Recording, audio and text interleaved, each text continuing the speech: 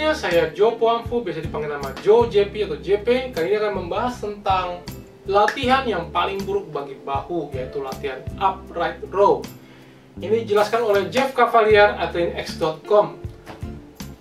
Saya posting konten ini, video konten ini, silakan ditonton. Mengapa upright row bisa buruk bagi bahu dan mengapa latihan ini sangat berpotensi memiliki potensi cedera yang sangat tinggi.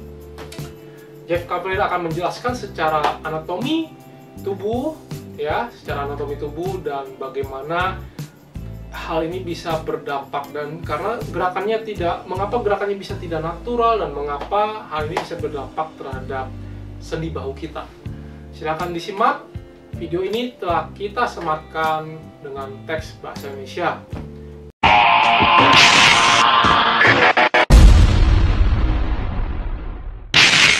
What's up guys, Jeff Cavalier, BinaragaNet.com. We're headed back to the Iron Graveyard today, and no, not to resurrect, but to throw another pile of dirt, this time on top of the upright row exercise. Why? Because it's a bad exercise. And I'm telling you guys, I'm not here to pick on these. I have no bias from one exercise to the next.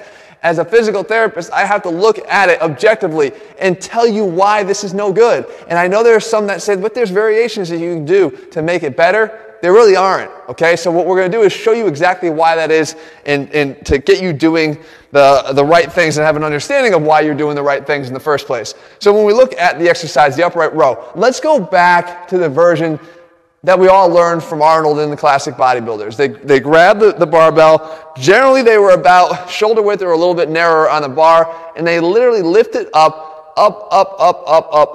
until their bar was in front of their face and their elbows were up near their ears. Okay, so it looked like that. That's how we all learned it. And then people came out and said, maybe this is not a good exercise because it didn't feel really good for some people.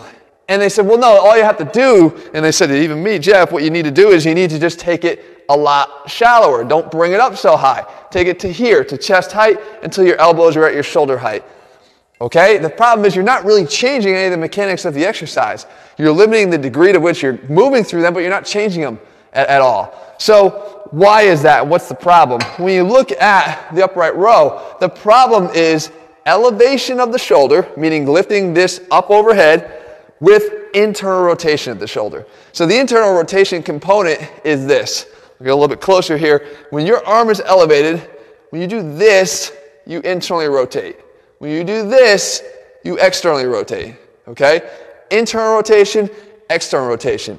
By virtue of having a bar that cannot pass through my body, that must stay in front of me, and by having weight on that bar, I'm holding the bar and it's internally rotating my shoulder just as is. Okay, so right off the bat, we're getting internal rotation. Now, the goal is to lift the bar. So you got elevation with internal rotation.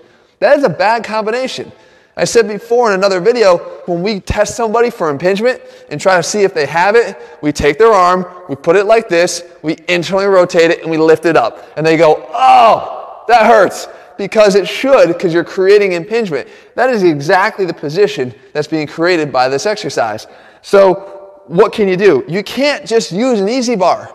People say, Jeff, use an easy bar. What is that doing? What that does is you're taking your hands, and instead of being fixed on a bar this way, you're now tilting your hands up a little bit. Okay, you're supinating them a little bit. So, but you're still, by virtue of having a bar, having to keep it in front of your body, you're still elevating, and because the weight's in front of you, you're still getting internal rotation here at the arms. You would need to have something that allowed you to be able to get behind the body so that we couldn't stay in internal rotation, but external rotation.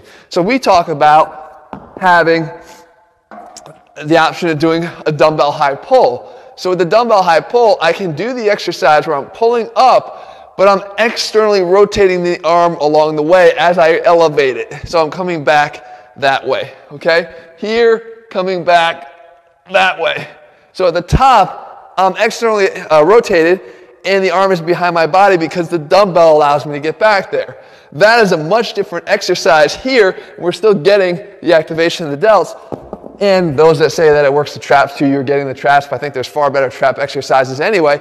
But the fact is that the dumbbells allow us to externally rotate, completely 100% opposite than any barbell version will allow you to do at the shoulder. I'll show you one more thing here on our skeleton to why this is actually the case. So if you look at it anatomically, what you have is when your arm sits in the socket like this, you have this big bump on the outside of your bone here. He lets me dislocate for the purpose of education. You see this big bump here? This bump is what's causing the lack of space when you internally rotate. Anatomically, we all have this bump on the outside of our bone here. So when I go to elevate and bring this up, if I internally rotate like this, okay, like this, you see this bump? It's now squarely right in the middle of that joint. There is now less space because this is occupying more space inside this joint when I lift it up into that internal rotation. So now, anything that runs under here, underneath the acromion here, this bone, including the rotator cuff tendons, including the bursa in your shoulder, including your bicep tendon inside the joint here, anything that's inside this joint can get pinched, and over time, I talk about in the past that these shoulder injuries, they're not like, oh my God, I feel it and it's done. It's over time, wearing and tearing, wearing and tearing. It's like a rope that gets frayed over and over and over again.